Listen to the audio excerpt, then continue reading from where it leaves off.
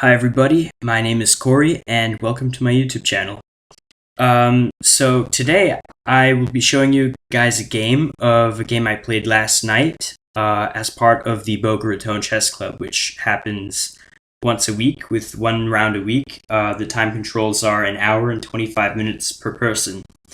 So before I get into the game, I'll tell you a little bit about me. I'm a junior at Florida Atlantic University, so I'm in my third year studying business.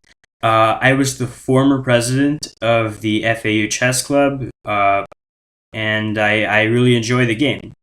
One thing about me, though, I'm not as great as the top players that you see on YouTube, such as John Bartholomew, Chess Network. Those guys are insanely good. One day I wish to be as good as them. But what I'm going to focus on my channel is trying to make it as simple and easy as possible to understand. Now, since that I'm not a great player, about 1400 USCF, I'm going to clearly make a lot of mistakes, maybe some mistakes in my analysis, but hopefully we can get rolling just fine. So the game I played last night, I was white and my opponent was black. My opponent was actually 20 minutes late, so that gave me a time edge right from the start. And he ended up taking his entire an hour and 25 minutes. He actually finished the game with a minute to spare, and I still had around 50. He was like pretty much down on time. I would have it was a lost position for me. I would have resigned, but the only thing I had for me was his time pressure. So I tried to make a couple of moves, but because he had a 5-second delay, it was pretty much worthless for me to continue at the end. So I resigned. But anyway, the game goes as follows. So I start with 1 d4. As white, I always play d4 and then 2 bishop to f4, pretty much no matter what black does. The reason I do this, it's called the London system, by the way, for those of you who don't know. I bring the bishop out as early as possible because I will play e3 next, and this will create a pawn chain for my side here. And I'd rather have the bishop be outside of it than inside, because inside it would be a little bit cramped. Anyway, black plays d5, and I go ahead and play bishop f4. I've played this opening ever since I started to play chess. It's one of my favorites, and I highly recommend it for beginners because it's a fast way to develop, and you don't have to know theory at all for this opening. You just have to know where to put the pieces. But the move order is not so important. My opponent plays knight f6, a perfectly good response, and I play e3. Now, I played e3. I mean, I could have played knight to f3 here, which is also totally fine. I mean, I would get that in anyway, but I played e3 first. Sometimes, like when I play beginners, they would try for some cheap tricks and try to tickle my bishop, so to speak. And they would play knight to h5. But in this case, if knight to h5, my queen is guarding it, so it wouldn't fly. So that's why I played e3. It also opens up lines for the bishop and lines for the queen. So that's pretty good. My opponent plays e6. Now this move locks in this light squared bishop. Maybe it would have been good for him to play a move like bishop f5 before. I don't really know. So I play c3. I could have played c4, but I didn't want him to develop his bishop here with a tempo, because that would come with check if I play c4.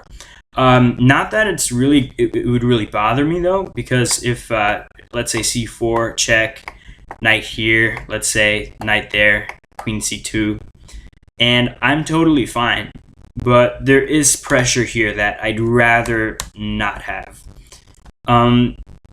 Anyway, that's why I chose to play c3, and he plays knight bd7. I follow up with knight to f3, continuing my development, and then he plays bishop e7. So right away you can see he's playing pretty passively with two of his minor pieces on the 7th rank. But it's solid. There's no real weaknesses. So I just continue to develop with bishop d3, castles, queen c2, and now there's sort of kind of a battery forming. Yes, he does have this knight to protect, but there's always a chance he could move it. So, and this queen is developed. This isn't really a threat, but I mean it's a good square for the queen, I think. It also covers this square b2. Rook e8. I'm not sure why he played that move so much. Maybe he's trying for an eventual e5 push, and the rook will be behind it supporting. So here I play knight bd2, just continuing to develop. And he played this strange move, knight to f8. I mean, the only reason he would go there is to go here, but what's his plan after I move my bishop away? Which is what I kind of did. But like, he's moving this piece once, twice, and they say and 3 times if he continues to do that, which he did. So 3 times moving a piece in the opening is not really so recommended. He really should be focusing on trying to get his bishop activated, his rooks connected, stuff like that. But okay, I mean, I'll let him do it. Better for me, right? I play h3 to give my bishop a nice safe square, which is on h2 now. If it's ever harassed, I have a place to go. He played c6. What he really should have done was play c5, and this would just increase pressure. It's a pawn break. Eventually, like, he could have this maybe a semi-open file. He'll maybe connect rooks. I don't know, but he played c6, which was kind of weak. I mean, it's solid, but I think this move would have been stronger had he played c5. So I castle. I mean, I could have played c4, but I wanted to make sure my king was safe before I tried any pawn breaks or attacks. He played a6. I don't really know why. Maybe he was trying to play b5 and he wanted more support for it. But this pawn right here, I think it's good enough to support. But now I decide to play c4. And from here on out, I'm just building a pretty good c-file attack.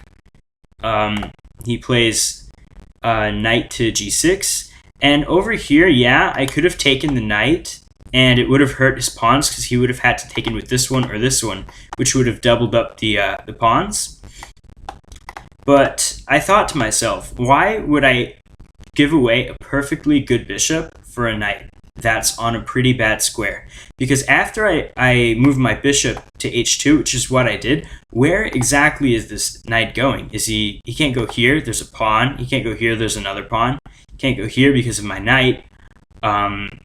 And my bishop is pretty good. It's still having free reign. And speaking about free reign, or lack thereof, take a look at Black's bishop right here. There's some serious development problems, and it's locked behind a crazy pawn chain. Look at these pawns right here. It's like basically trapped inside his little triangle. He should have first gotten the bishop out, but that's better for me, right?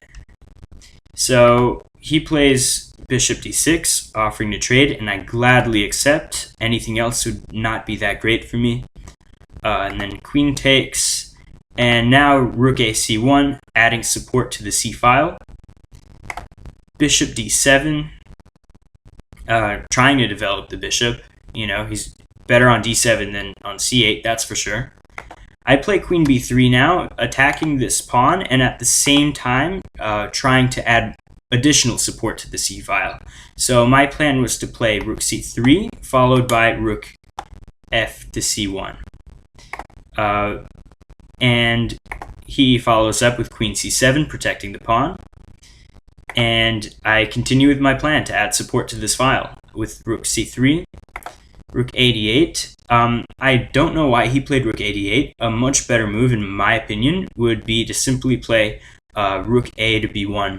I mean, rook a to b8, protecting this b7 pawn. But, alright, I'll let him play this move, rook a d8. I play rook f c1, and now, as you can see, there is some serious pressure along the c file.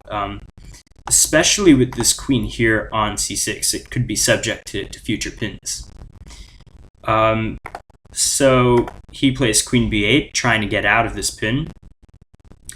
Right here, what I did was take here, but what I should have done immediately was queen b6. This is a really nice square, and it's just a really good square because it's binding these pawns. And it limits black's development a lot because this bishop is still really, really bad. So I played it anyway, but the move order could have been better if I played queen there right away. But c takes d5, e takes d5, and now I play queen b6. Had he played the correct move, which I think would have been knight takes, it would have put pressure on my rook, and at the same time it would have guarded that square, so that plan wouldn't really work for me so well. But he took with the pawn, I assumed, to have the semi-open file, but at the same time it allows for queen b6, which is what I played. Now he plays rook e7, and I kind of see threats, so I'm starting to attack. I played rook b3, threatening to take this pawn here, and he can't recapture it because then he'll lose his queen. You see? So, like, for example, I'm just going to make a waiting move to demonstrate. Bishop takes, pawn takes, queen takes here. And now that looks pretty bad because I am up a full rook in exchange for a piece. But that's not exactly what happened. What happened was he played bishop e8, but this still loses the pawn. I take it. Obviously, he's not going to capture the bishop because he knows that would cost him a full rook in exchange for a piece. So he plays rook d to d7, and I immediately go back to d3. I didn't want to risk losing it. He plays knight e4, and I started to get a little bit greedy here. What I should have done is exchange some pieces off right away, but instead I grabbed a pawn, which is actually pretty good. However, after this rook moves, it will be a discovered attack on my rook. And, you know, during this game, he was down at this point to maybe 5-10 minutes left on his clock, so he's really been taking his time. And I haven't really been playing in these tournaments for a long time. The last time I played in a tournament of this caliber was at least 2 years ago in 2016. So clearly the next few moves will clearly show my rust and how much more I have to improve. So he plays rook d8, and I totally miss this threat right here of the bishop just capturing the rook. So I played something like totally else. I was planning, this is what I was planning. I didn't see this, obviously. So I was planning to take on e4, pawn takes here.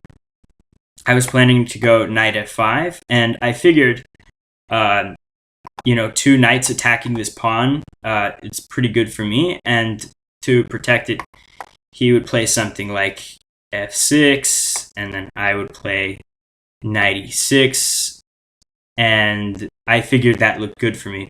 However, I totally forgot about this rook here, and that cost me the game totally.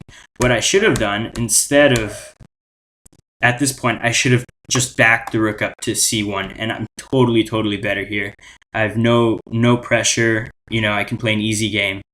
But no, blunders happen. You got to live and you got to learn from it. So yeah, he took back. He didn't take the rook right away because he would be up a bishop, and it's attacking my knight. So I don't really have so much of a choice here.